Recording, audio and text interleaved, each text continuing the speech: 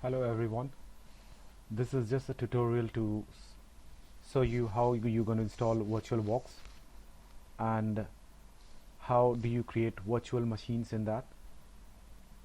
And after creating virtual machines, we're going to try to load Windows Server 2008 in one of them, and in another we try to install Windows 7.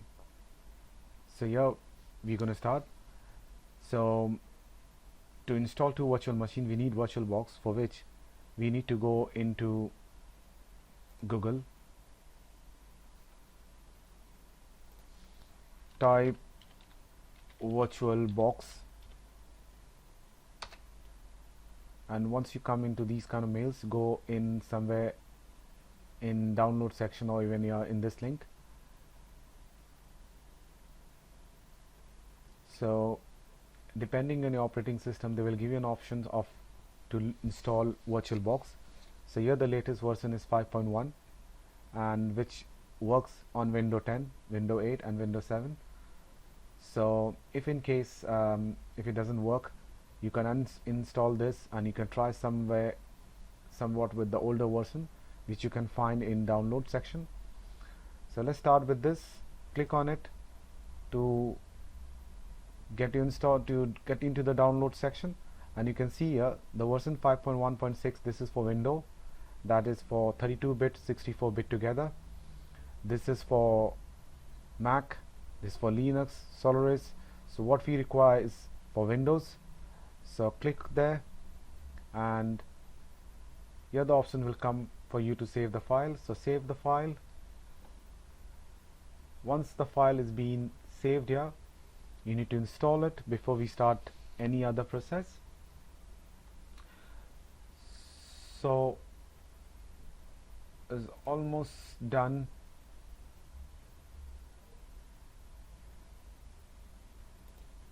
And in case like if you have any issues while installing VirtualBox, you can go into documentations, you can go in other sections like technical docs to see what are the issues there. So you need some time little bit on these to sort some of the issues are there, or you can directly type the issues in the Google. It will be an easier way for you to sort out some problems. Yeah, we have got downloaded up. Okay, so we open the folder. Once we get the folder, yeah, we are there. So click on it. I'm getting rid of this browser so that we can focus on this. So just click next. Nothing to do anything here, so just say next. Now they're saying to create a, so you'll create this one, is going to create a shortcut here somewhere. Okay, so rest everything is fine, so don't need to do anything else. Okay, so just say yes, install.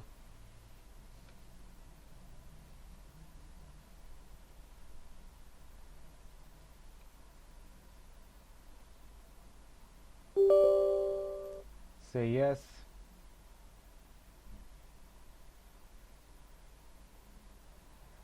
So once this option comes up, make sure this is being ticked here and say install.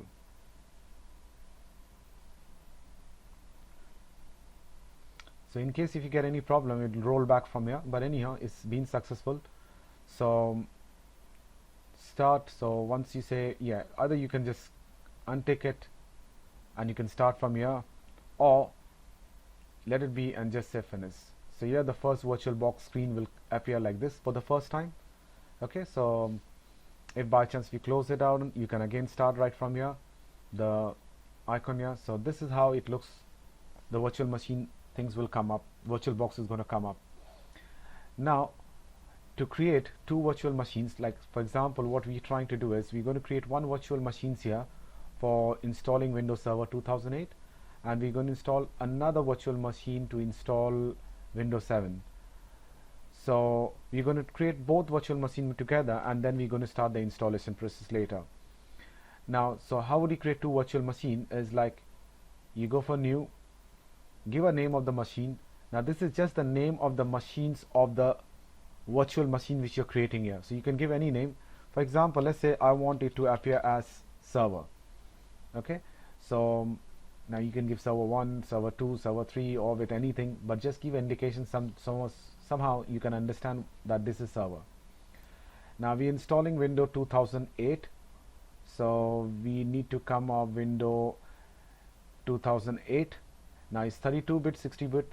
Now maybe in some of your laptop only they will give you 32-bit options, and in some computers, depending on the BIOS setting, they might give you 64-bit option together. So if you don't get 64-bit option, don't panic. Okay, so it's just what you need to do is you need to go with for 32-bit one. But if it's 64-bit, you need first, like what I'm trying, and I'm going to install this Windows 2008, which is 64-bit. So I'm getting a bit 64-bit. Is the image file which we have is both, it can install 64 as well as 32-bit. So what we're going to do, but we can select 32 or we can select 64. So since I'm getting an option for 64-bit, I'm going to go for 64-bit. But if you don't get 64-bit, go for 32-bit. There's nothing to worry about it. So next. Now this shows you that how much RAM you have in your computer, in your laptop. So it shows me that I have around 8 GB RAM. Okay, and from 8 GB RAM, how much you going to allocate for this virtual machine. Now roughly, it's just an idea. If you want an optimized performance, if you have a 8 GB, I'll prefer you to allocate RAM around 1 GB to 2 GB for your server. So for my option, I'll go for 2 GB for the server, that is 2048, or you can type directly here and say next. Now leave the options as it is. Same, don't do anything to it. Go for next. Let it be dynamically allocated. Okay, now this shows that how much GB is going to allocate, how much GB of hard drive is going to allocate as the hard drive for this virtual machine. So what we're going to do is, like, let it be 25 GB, that's fine. Is enough, and I think is okay for that. So you don't need to increase more than that. You don't require more than that actually. So go for say create, and here the server is ready. Now I don't know from where this underscore has come up, so you can change the name and whenever you want it from here. So you can go and let's see in setting. Yeah, so you can just go and change the thing, and you can change the name here. Anyhow, now before you go for any other installation process, some of the basic setting, I'll prefer you to do it yourself and try to play around with this one so you can get some more idea on this. So if you want to change some setting, you need to click on this and then you need to go in setting. And when you go in setting, you can see that like again, if you can change this if you want it, if you want to go in 32-bit.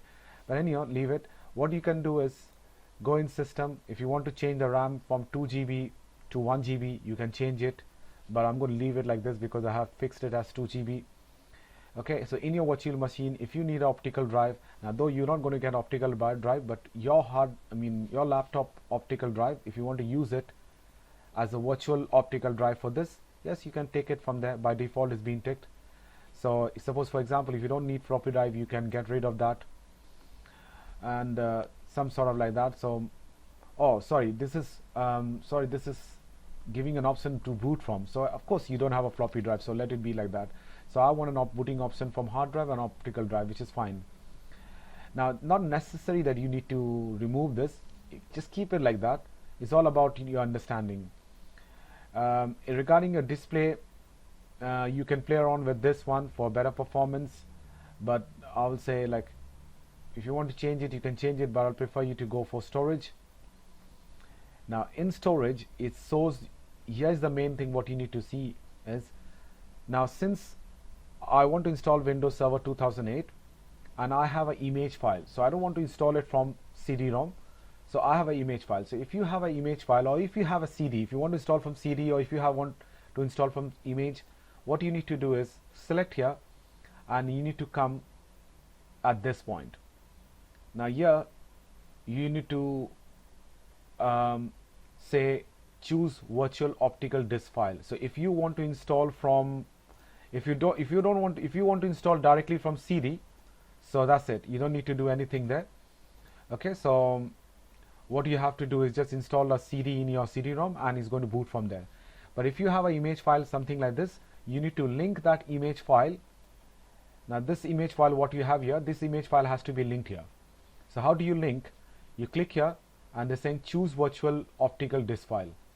So click there and it's asking you where is that file. So you know the file is in desktop. If you have copied this file in desktop, if you have copied in some other location, make sure you know the location.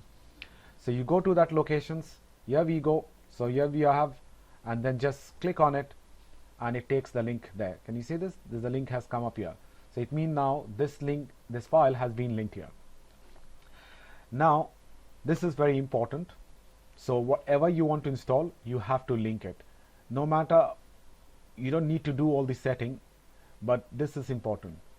Again, audio, you don't have to worry about it. Network, I'll prefer it to make it as internal network for time being, because what we'll try to think is that this server and one more client is going to be joined via switch. Now when he's joined with a switch, we regard them as they're going to be in one network. So make it as internal network. So storage, make sure you do have done this. In network, make this is to be ticked and make it as internal network. This is important. If by chance if you don't see this kind of setting, that means some problem is there with your virtual box. You need to reinstall it again. And that's it. So you can go for serial port USB if you want to add some more thing in there.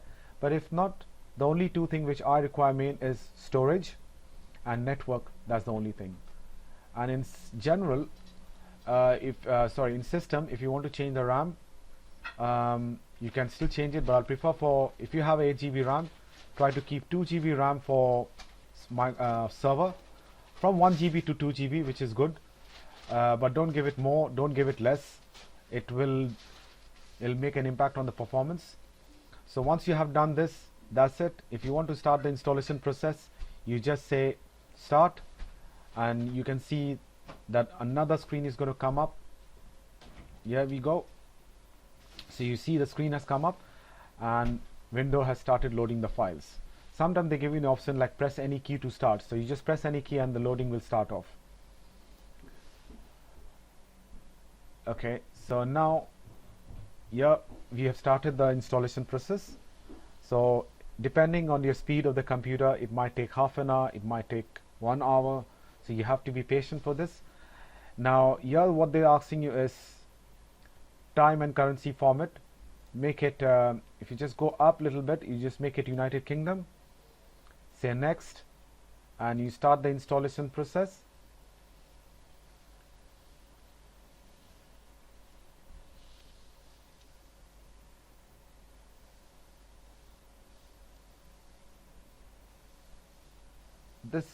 This step is going to take just 1 or 2 minutes. I think it's going to come up depending on your, again, the computer speed. Yeah, so now they give you so many options. Now what we going to install is, we have options standard, enterprise and data center edition. And in your class, I think your lecturer have explained you the features in standard, enterprise and data center. If not, then you can just go in Google and you can just find the features, what is the difference in all these things. Mostly the data center, you know, this is required for the server, which have many processor, I mean like very and high amount of RAM, and this also have something features similar to that. But anyhow, what we require for our class is we're going to go for standard one. So make it simple, but you're not going to leave some. There are most of the features are here actually. So whatever we're going to study, all the features are in the standard one. So even if you go and install enterprise, data center, it doesn't matter, you can do it. But I'll prefer you either you go for standard or enterprise. Then when you go for next, accept the license, okay, say next, and here they ask you upgrade or now this option doesn't come up because this is the first time you're installing Windows Server. So if you have done the installation, next time they will give you an option called upgrade. Okay, so no, but anytime whenever you want to install newly and whenever you want to reinstall it again, click on custom, and when you click on custom, that shows you that, see, you remember the 25 GB allocation hard drive which we did. So it's showing you that this virtual machine has 25 GB. Now you have to understand that this is a virtual hard drive being allocated from your hard drive to these virtual machines. So you can see refresh drive options. So I'll prefer you to go and click drive options, and if you want to make a partition, you can click here and you can make partition. If you want to format it, you can format it, because since you haven't allocated anything, you haven't made any partition, so that's why they're not giving you any option for format and delete. If you want to make a new partition, you can click on new. But if you want to make this whole as one partition, just click on next and it will make whole new thing. But if you want to do yourself here and then you want to proceed here, you can try, say you say new, and they're saying how much, like out of 25 GB, how much you want to make a partition. Say for example you want to make whole, so it'll apply on whole thing and it'll make one whole new partition. The moment you get a new partition, you see this option has come up, format and delete. Now since this is new, no need of formatting. If you want to delete the partition, and if you think you want to make two partition, you can make it, you can delete it, and again you can try from here. So anyhow, let's go for next. And now these process so will take half an hour, 25 minutes, or if your laptop has a SSD, it's just going to take like 5 to 10 minutes. So I'll try to go for, I mean, we're going to wait till here, till this process finished, and we're going to continue from here in this video. So here, once the whole installation thing is completed, you will see the final screen. It might reboot in the middle, and then once everything is done, the final screen will appear as like this. Now noted what it says, the user password must be changed before logging on the first time. Now this is the first time, so you need to give a solid and an easy password so that you can remember. Now this is an administrative password which they're going to ask. So anytime, this password, you have to use it every time the moment you want to log in into the server. So click on OK, and they're just asking you, see, the user is already given here, so you don't have to enter the username. Note it.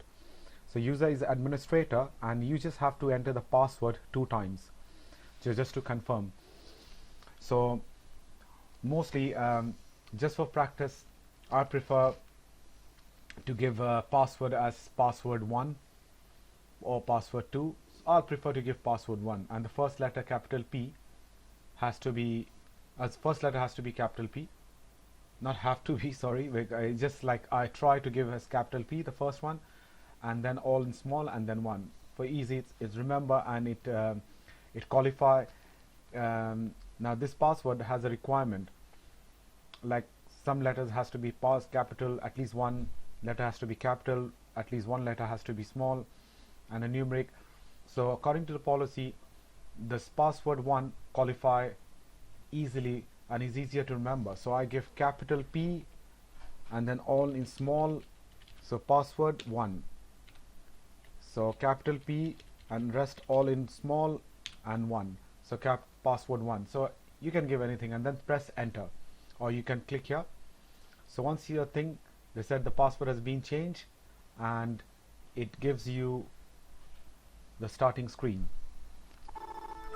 So see, this is the screen which you're going to get. See, you can, this is the first time.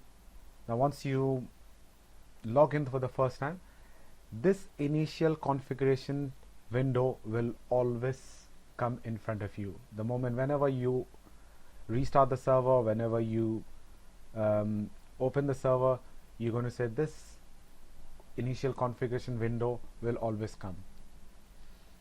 Now you can get rid of this by closing this, and you can bring this window anytime, like the way I can show you once here. So get rid of this. Now the thing is, whenever you get rid of this, another window automatically comes that is known as server manager window. So you can see the moment I close this and you just wait, there's another window is going to come up, and this is called server manager. Now it comes automatically. If you even if you get an this server manager is nothing but this is a small icon which is a shortcut of this server manager. So even if you get rid of this, you can get it back by clicking on this. But what I have to show you is the initial configuration window which was there and you got rid of. You can again bring it back if you come to start and if you type OOBE. So if you write OOBE and if you click here, the initial configuration window comes here.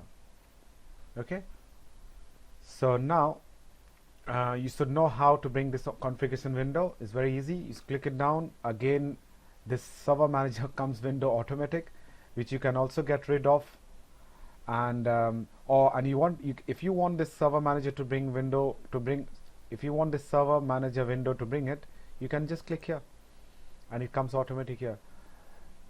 Or you can also go in administrative tools and server manager. If you click it, it comes. So to bring the server manager window, you have two places to come up, one from here and one from at this point.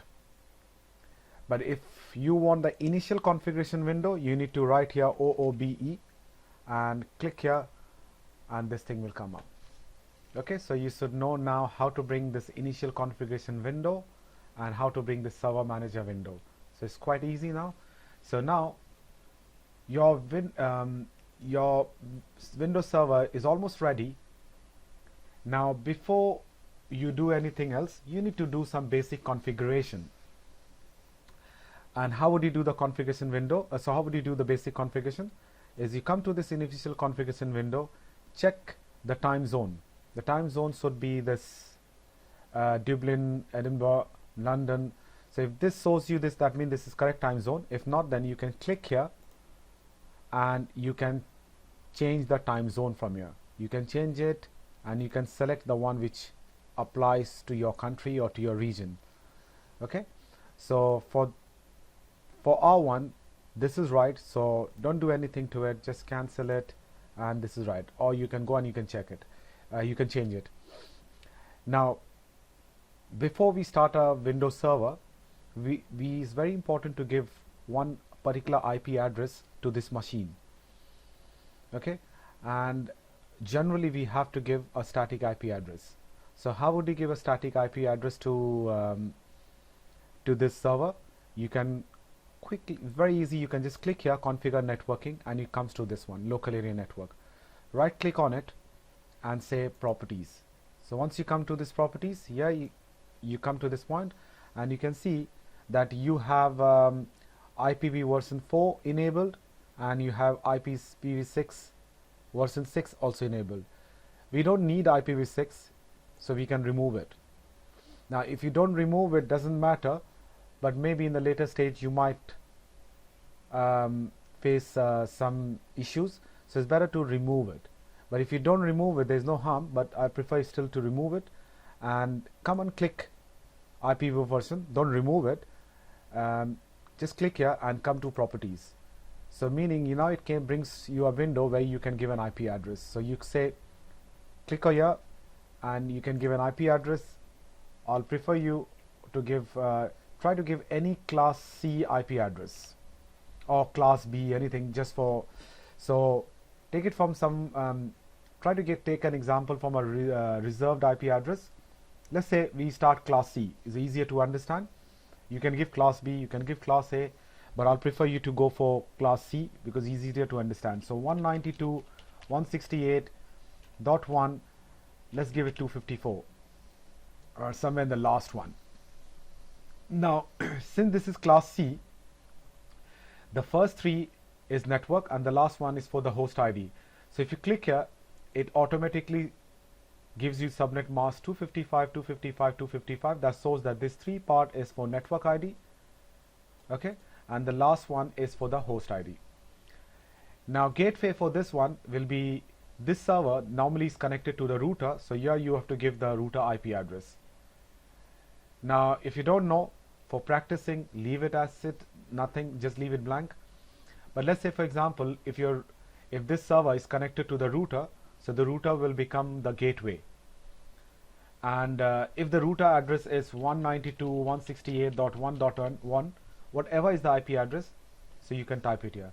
So I assume that your router IP address will be 192.168.1.1, so I'm giving us 1.1.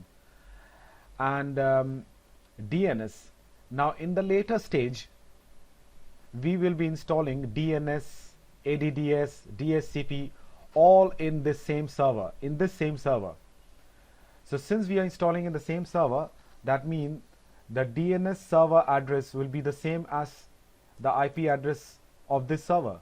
So what we're going to do is we're going to give 192.168.1.254.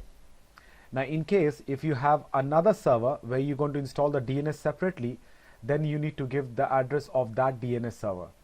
But what for this session, for this practicing thing in the future, in the later stage, what we're going to do is we're going to install ADDS, DNS, DSCP all in the same server, So if this server has this address, we are using the same address here. Alternatively, you can give 127.0.0.1, that is the loopback address, and then you can go in advanced session, but for now, for this session, this is enough. So you can say okay, you can close it down, and you see this IP address will come. So if this changes to the address which you're given it, so it mean you have configured it correctly. And you can see the server name by default is such a complex name. Windows generates is like window and then ONR04, something complex. So we're going to give us some easy name to this server. So what you do is do change the name, is very important in the later stage, otherwise you have to use these name while making an access to the server. So it's better what you do is go to provider name, say change, and change this name to as something easy like server or server 1 or server 2. Now don't get confused with this name and the name which you gave it, you remember in this one.